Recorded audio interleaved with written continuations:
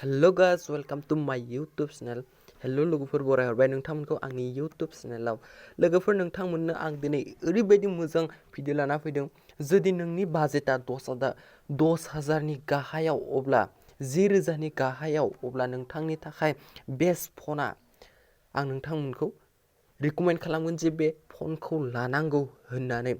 जुदि नोंनि बाजेटआ 10,000 नि गाहाय आरो नों 10,000 नि गाहायाव मा फनखौ लागोन होननानै सानगासिनो दं आरो मा फनखौ लायोब्ला गावनि थाखाय मोजां जागोन। जुदि नों गेमार एबा नों जुदि मोजाङै माने गोबाव समसिम सालायनो लुबैयो मा फनखौ लानाया हामगोन 10,000 नि गाहायाव एबा 10,000 सिम मा फनखौ लानाया हामगोन बे भिडिअनि गेजेरजों आं नोंथांमोननो क्लियारै खोन्थाना होगोन। थ' लोगोफोर बरायहरबाय नोंथांमोनखौ आंनि चेनेलाव। लोगोफोर नोंथांमोना दासिमबो आंनि बे चेनेलखौ साबस्क्राइब खालामाखैब्ला अन्नानै प्लिज साबस्क्राइब खालामना हो। गाहायावनो साबस्क्राइब बाटन दं, साबस्क्राइब खालामनानै ला आरो साबस्क्राइब खालामखांनायनि उनाव बेल आइकनखौ थुनानै हो।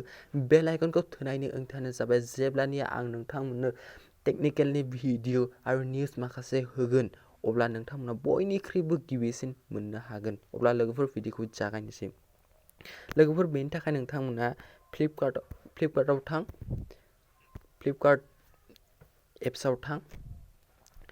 फ्लिपकार्टआव थांनानै नोंथांमोना बेहाय नुनो मोनगोन जे मबाइल टप अफार नोंथांमोना बेहाय मबाइलाव थुना हो।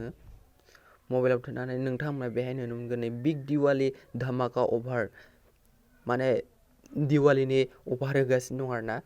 आन्डार 10,000 आव नोंथांमोननि थाखाय आं 10,000 निफ्राय खोन्थानि आरोना। 10,000 नि बेस्ट फना दा जाहैबाय 10,000 नि बयनिख्रुइबो बेस्ट फना जाहैबाय नोंथांमोनाव पोक' M2। नोंथांमोना बेखौ नायना ला पोक' M2 बे पोक' M2आ जाबाय बयनिख्रुइबो साबसिन जानानै दं।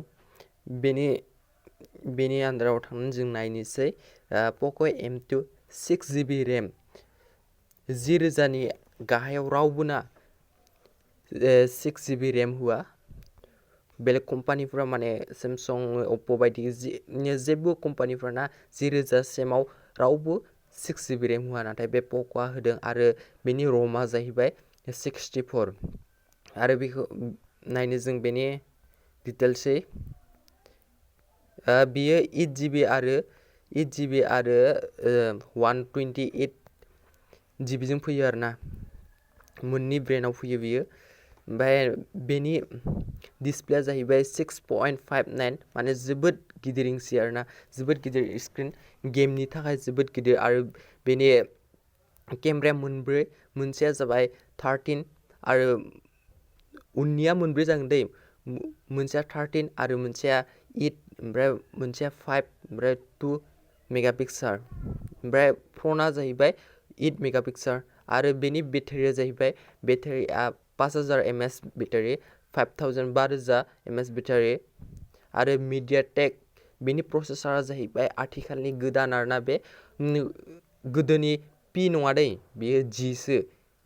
मिडियाटेक हेलिय' G80 प्रसेसर माने ओरैबायदि स्पिड पारफरमेन्स खालामगोन ना गेमनि थाखाय बुंनो नांला आरोना। जोबोद स्पिड नोंनि थाखाय माने नोंखौ माने गेम गेलेब्ला जेबो प्रब्लेम होनाय नङा, नोंनि थाखाय माने जोबोद मोजां जागोन आरोना।